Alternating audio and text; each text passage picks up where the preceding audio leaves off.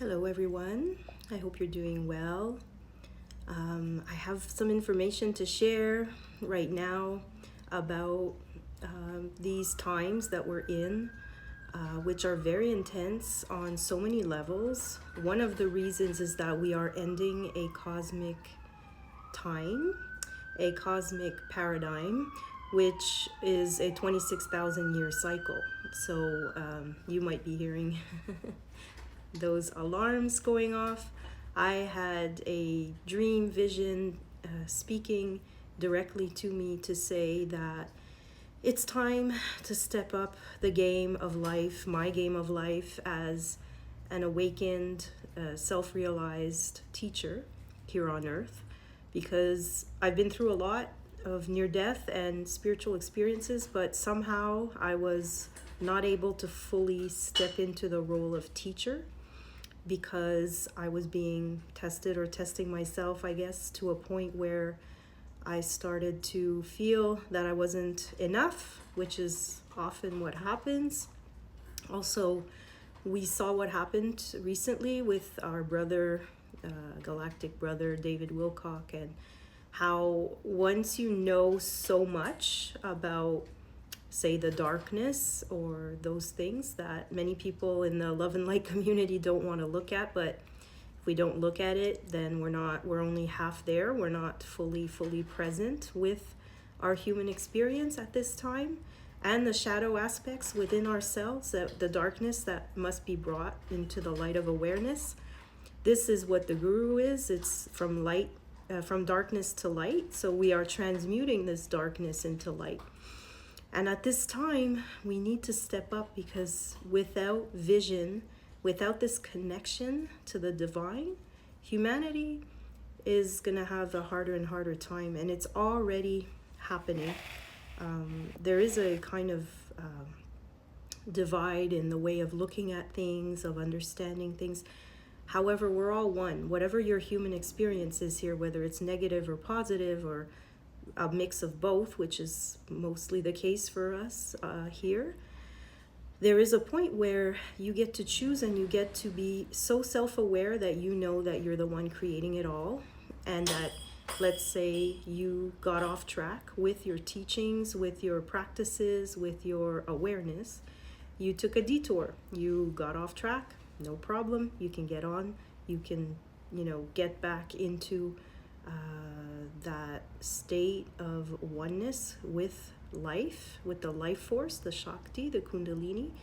Now, activated Kundalini is very intense, okay? I didn't realize what was happening to me at the time in 2011, I believe, or around that time, 2012.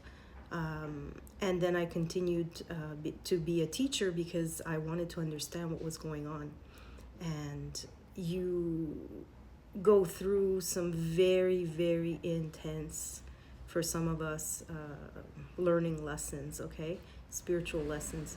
So it's not a walk in the park. It's not. Sometimes nobody around you understands what's going on, especially if you don't. And, the Piscean age that we're ending right now is a time of duality. It's a time of giving away our power to a masculine authority, so that we looked at religion, governments, doctors, all these things out of balance. So we've gone way off on one side. Now, the age of Aquarius has begun. And as we're shifting more and more into that, we are seeing that it is about your own sense of knowing that you're part of a collective. It's not just about you, about greed, about power. It is about the collective Christ consciousness. It's not just about Christ, one being coming to save you and all that. This is the awareness that it's all within you. This is what Jesus was actually teaching his disciples, which actually means discipline. So the discipline, and there's a whole allegory and archetypes with that you can look into, that my friend Sean D'Amico did a great job with that, with his book. I'll talk more about that at another time. But not just him, there's so many people now, because that's it.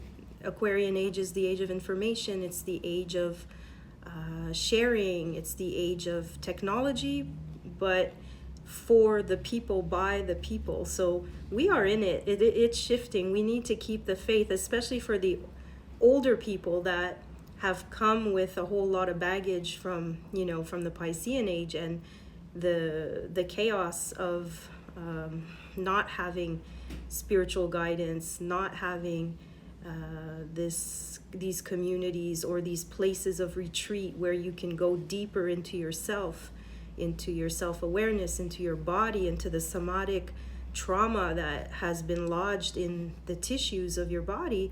These all need to be released in order for the light to come in order for the energy to flow better and better. So you can practice, chi, prana, all these. This is the life force. It's coming through the breath. It's coming through the movement. So if you do qigong or tai chi or yoga, all these practices are beautiful. I love eccentrics as well, for the fascia and for just keeping things fluid, which is what will stop you from aging. It'll stop you from... there's a whole science behind it. So I love the science just as much as I love there's no separation anymore. That's also part of the Aquarian age, the masculine, feminine within you, the power of, being still and quiet and listening and going out and being in action out there. So within and without together. It's not so much like it used to be where, that's why everything's being restructured into new systems that we are designing as we go. But we need to have the right blueprint for us from within us first, and then we can create these beautiful divine patterns and blueprints for sacred geometry and nature alignment and symbiotic relationship with it all. This is the holistic, holy awareness.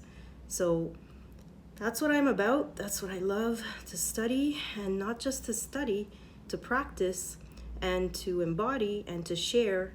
And now is the time. Now is the time.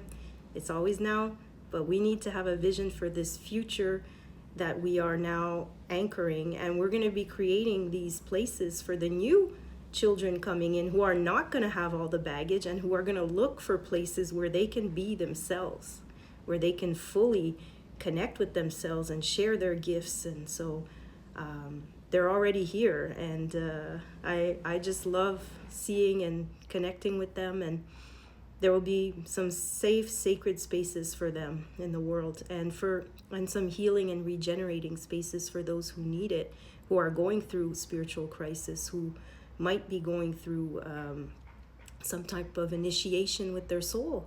And sometimes you need some time out to do that. So I'm creating what I wish I had for myself over a decade ago.